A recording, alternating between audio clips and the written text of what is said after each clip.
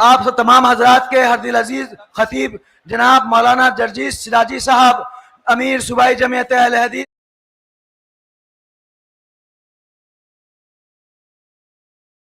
مشرقی U P کو دعوت دیتا ہوں کہ تشریف لائیں اور اپنے قیمتی خطاب سے ہمیں نوازیں۔ جناب مولانا محمد جرجیس سراجی صاحب، حفظہ اللہ، آپ کا وقت ہے۔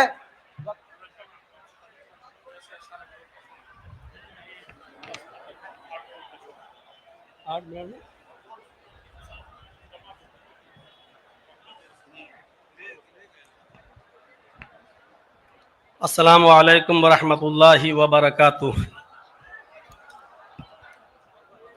الحمد للہ وحدہ والصلاة والسلام علی من لا نبی بعدہ، اما بعد۔ اعوذ باللہ من الشیطان الرجیم، بسم اللہ الرحمن الرحیم۔ یا ایہا الناس ان خلقناکم من ذکر وانثی وجعلناکم شعوبا وقبائل لتعارفوا ان اکرمکم عند اللہ اتقاکم۔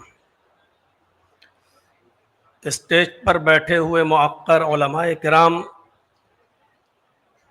اور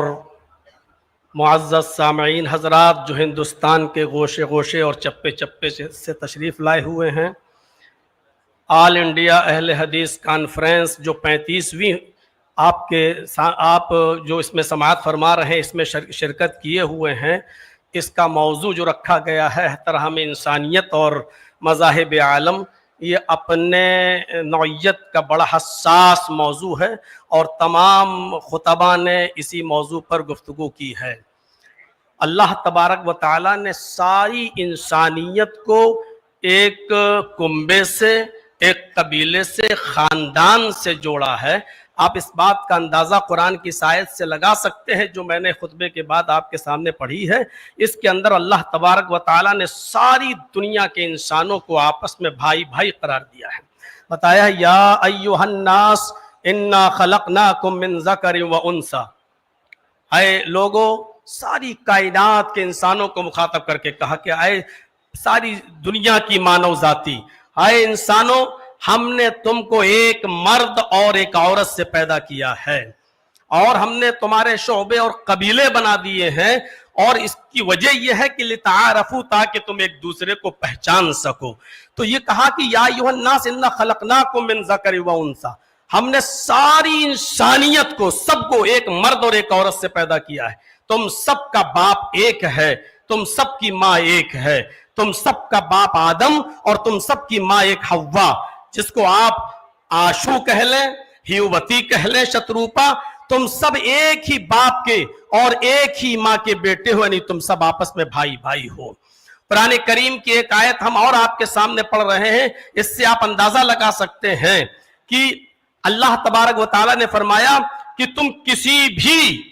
مذہب کے یا کسی بھی مکتبہ فکر سے تمہارا تعلق ہو، لیکن عدل و انصاف کا جب معاملہ آئے، نیائے کا، ججمنٹ کا جب معاملہ آئے، تو اس میں تم کسی کو یہ نہیں دیکھو گے یہ کون ہے، کس دھرم سے ہے، کیا ہے۔ آپ اس بات سے اندازہ لگا سکتے ہیں انسانیت اس وقت تک برقرار نہیں رہ سکتی ہے جب تک کہ دنیا کے اندر عدل نہ ہو، جب تک کہ ہم عدل سے کام نہ لیں۔ فرمایا وَلَا يَجْرِمَنَّكُمْ شَنَآنُ قَوْمٍ عَلَىٰ أَلَّا تَعْدِلُوا، صاف لفظوں میں فرمایا کہ اے لوگوں، کہیں ایسا نہ ہو تمہیں کسی قوم کی دشمنی اس بات پر تمہیں مجبور نہ کر دے کہ تم اس کے ساتھ انصاف نہ کر سکو۔ انصاف ہر حال میں کرنا ہے، چاہے وہ کسی بھی مذہب کا ماننے والا ہو۔ یہ نہیں دیکھنا ہے کہ یہ کون ہے، اس سے ہمارا تعلق قریبی ہے تو اس کے فیور میں فیصلہ کر دیا جائے۔ اسلام کی تاریخ کا اگر آپ مطالعہ کریں گے تو ایسے ایسے مناظر آپ کے سامنے آئیں گے کہ حضرت علی رضی اللہ تعالیٰ عنہ کے زمانے میں ایک یہودی مجرم ثابت ہو گیا اور اس کو کوڑے لگانا تھے، لہٰذا حضرت علی رضی اللہ تعالیٰ عنہ نے حکم دیا کہ اس یہودی کو کوڑے لگائے جائیں، اور کوڑے لگانے والا حضرت علی کا غلام تھا قمبر، اس نے کوڑے لگائے، کوڑے لگانے میں کنفیوز ہو گیا کہ ہم نے اس کو 9 کوڑے مارے ہیں یا 10 مارے ہیں، لہٰذا اس نے یہ سوچ کر کہ 9 ہی لگے ہوں گے ایک کوڑا اور مار دیا۔ جب اس کو کوڑا لگ گیا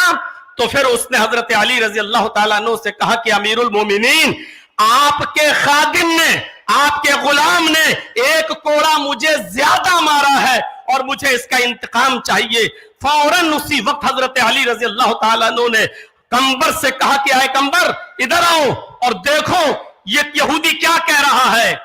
कंबर ने एतराफ किया कि हाँ अमीरुल मोमिनीन, मुझे शक है, पता नहीं 9 मारे थे या 10, तो ये सोच कर कि 9 ही मारे होंगे, एक और मैंने मार दिया। मुझे एतराफ है इस बात का कि हो सकता है कि एक कोड़ा ज्यादा लग गया हो। हजरत अली ने फरमाया अब तुम खड़े हो जाओ, और उस यहूदी से कहा कि कोड़ा लो अपने हाथ में, और उस यहूदी से कहा कि अब तुम अपना इंतकाम ले लो, बदला ले लो, और एक कोड़ा उस यहूदी ने मारा हजरत अली के गुलाम। मैं कहना यह चाहता हूं, इंसानियत उसी वक्त महफूज रह सकती है, उसका तहफ्फुज उसी वक्त हो सकता है जब आप अदल से काम लेंगे, और जहां अदल इंसाफ खत्म हुआ वहां इंसानियत भी मजरूह होगी, इंसानियत का भी खून होगा। इसलिए हर हाल में अगर आप ये चाहते हैं कि इंसानियत मजरूह ना हो, इंसानियत महफूज रहे, तो आपको अदल इंसाफ कायम करना होगा, और जितना